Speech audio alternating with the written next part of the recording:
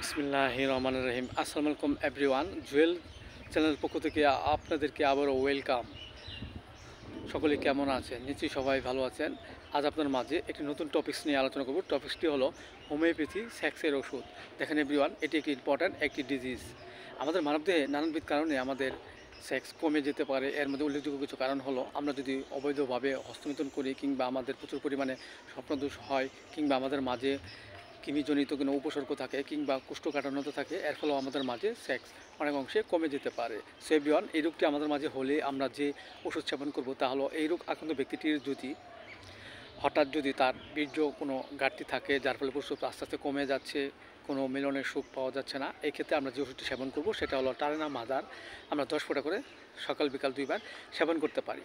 এছাড়া এই রোগ আক্রান্ত ব্যক্তির যদি অল্প কথায় কিংবা কোনো কিছু দেখার ফলে যদি বীর্য বের হয়ে যায় এবং দেখা যাচ্ছে সেক্সের অনেক অংশে ঘাটতি চলছে, এই ক্ষেত্রে আমরা যে ওষুধটি সেবন করব সেটা হলো নোফার লুটিয়া মাদার। আমরা 4 ফোঁটা করে সকাল বিকাল 2 বার সেবন করতে পারি। এছাড়া যদি এই রোগ আক্রান্ত ব্যক্তিটির যদি ঘুমের ঘরে লিঙ্গ দাঁড়ায় এবং ঘুম থেকে জাগলে লিঙ্গ নরম হয়ে যায় এবং দৈহিক মিলনে কেমন শক্তি পাওয়া যায় না এবং আস্তে আস্তে লিঙ্গ ছোটো হতে থাকে, এই ক্ষেত্রে আমরা যে ওষুধটি সেবন করতে পারি সেটা হলো লাইকোপোডিয়াম 30। আমরা 2 ফোঁটা করে সকাল বিকাল 2 বার সেবন করতে পারি।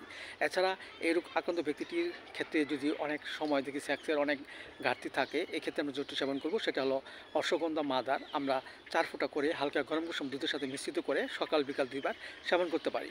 পাশাপাশি আমাদের যে সেক্সের যে ওষুধ সেটা হলো অ্যাভেনাসেট মাদার।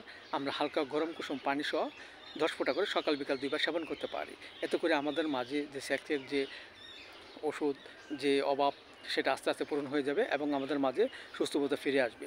পাশাপাশি আমরা পথ্য হিসেবে যা গ্রহণ করতে পারি, যেমন আমাদের সেক্স বাড়ানোর জন্য আমরা নিয়মিত দুধ, ডিম, কিশমিশ এবং খেজুর খেতে পারি। এতে করে অনেক অংশে আমাদের সেক্সের কোনো ঘাটতি থাকলে তা আস্তে আস্তে দূর হয়ে যাবে এবং আমাদের মধ্যে সুস্থবোধতা ফিরে আসবে। সো এভরিওয়ান, ভিডিওটি ভালো লাগলে অবশ্যই আপনারা সাবস্ক্রাইব করবেন, পাশে থাকবেন। Thank you so much.